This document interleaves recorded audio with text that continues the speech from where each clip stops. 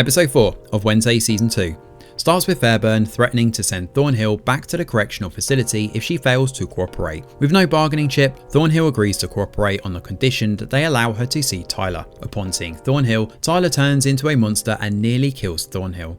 To save her life, Thornhill promises to help him get out. Elsewhere, Morticia's mum arrives to help Wednesday. They visit the cemetery where a few of the former Willow Hill patients were cremated and buried. Wednesday quickly realises that the outcast's death were faked, and she asks her grandma to buy the cemetery and gift it to her. She's hoping to use this to get back at Morticia too. As they talk, a crow steals the evidence that Wednesday found at the bullpen. Wednesday tries to chase after it, but is unable to catch up with the avian. Pissed, Wednesday returns to the dorm to find Enid getting cozy with Bruno. Enid is annoyed when she realises Agnes was in the room the whole time. Now Agnes has been helping Wednesday with mundane tasks to help her focus on the main agenda. On that note, she picks Wednesday's emails, and Wednesday isn't bummed to learn her editor has dropped her. With time running out, Wednesday summons her Uncle Fester to help. She asks him to get into Willow Hill and figure out exactly who Lois is. Eager to help, Agnes gets the Willow Hill blueprints. Fester checks in at the local inn and causes a huge mess, and the police are called as they end up finding Bianca's mum too. Given his weird nature, Sheriff Santiago calls Fairburn to give Fester a psychic evaluation. After learning that Ophelia was once at Willow Hill, Wednesday asks her mum about this. Morticia blames her mum for abandoning Ophelia after she pushed herself too far. Now Morticia tried to save her sister, but her mum refused to find a different way to help her. Now Hester arrives and informs Morticia of the new business she is gifting Wednesday. Before Wednesday leaves, Hester tells her that Augustus Stonehurst is the person behind the death certificates. Morticia warns Hester to stop driving a wedge between her and Wednesday, but Hester insists that Morticia is helicopter parenting. She offers to donate to the gala if Morticia returns Goody's book. In retaliation though, Morticia decides to burn that book. After the arrest, Bianca's mum sends her daughter a text asking for help. However, Bianca is currently occupied with preparing the gala invitations. Dort refuses to let her leave until she's done, and helping her are Pugsley, Eugene and Ajax as punishment for slurp. Dort orders Orloff to watch them, but Bianca's phone keeps blowing up. Ajax stones Orloff and Bianca's sirens Pugsley and Eugene to stay and finish the work. She heads to the station and uses her abilities on the police to get her mum's case dropped. Meanwhile, Fairburn has her hands full trying to figure Fester out. He gets close to one of the cooks and tries to solve the Lois mystery. While back at school, Wednesday learns that Stonehurst used to teach at Nevermore before he became a doctor at Willow Hill. Unfortunately, he had a psychotic break and ended up being a patient at Willow Hill. Now Wednesday sends things to the asylum to inform her uncle to find Stonehurst. As Agnes updates Wednesday, Enid feels left out. She asks Wednesday to allow her to help, and the avian watches from afar and sends his crows to attack the school. Now Wednesday tries to warn Enid to get back inside, but it's too late.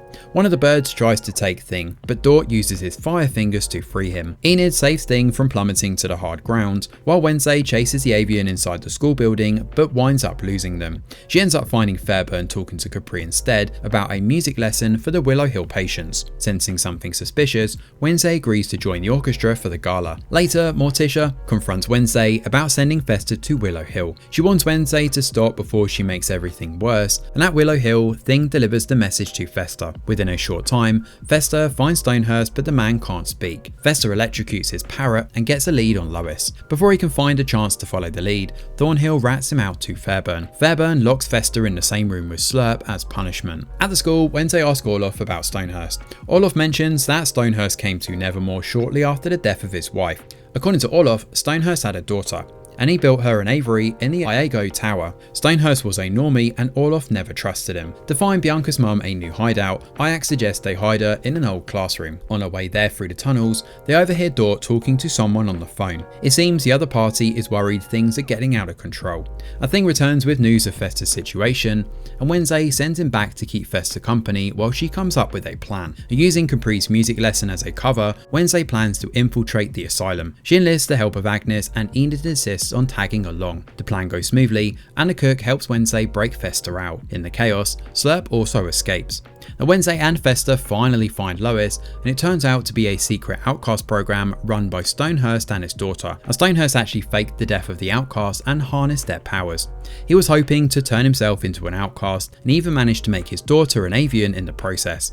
However, things went wrong when he tried to turn himself into a Da Vinci. After his psychotic break, his daughter Judy took over the program. During the confrontation with Judy, Fester releases all the patients from Willow Hill. Wednesday hangs back to help one of the female outcasts out of her cell, out, and in the meantime, Slurp starts eating the guards' brains. Thornhill uses the distraction to set Tyler free, but he ends up killing her. Knowing that Wednesday is at Willow Hill, Tyler sets out to find and kill her. He throws her out the window on the second floor, but by this point Enid has already called the cavalry and the police arrive. Their efforts to subdue Tyler fail, and he runs off into the dark. Slurp attacks and kills Fairburn, but before he kills Stonehurst, he calls him an old friend. The episode then ends with Wednesday reflecting in her last moments, and she wonders if her mum was right and she has made everything much worse. And based on this evidence, she absolutely has. So now we'll have to wait until next month to figure out what happens next, and this season has truly surpassed our expectations, making for a rip-roaring ride from start to finish. The Judy twist certainly caught us by surprise, but it makes sense. The main question though is who that last outcast was. What if she happens to be Tyler's mum? It will certainly be intriguing to uncover her identity. With Tyler free and Thornhill dead, Enid is in even more danger than ever before. Tyler warned that he will kill Enid as soon as he gets out, but by killing Thornhill, Tyler has effectively sealed his own doom. Of course, Wednesday's recent brush with death is a little too close for comfort too. The Morticia and Gomez need to find a way to help her, as she seems hell-bent on finding answers, and sometimes the answers, well, they just cause more trouble. This season we get to see more of the Addams family in general, and the return of Fester and the arrival of Hester will give us more insight into the family and what happened to Ophelia. Roll on next month. Thanks for watching, and do let us know your thoughts in the comments below. Smash a like or subscribe to the channel, your support is very much appreciated. I'm Greg Wheeler, and from all of us over here at The Review Geek, we'll see you on the next video.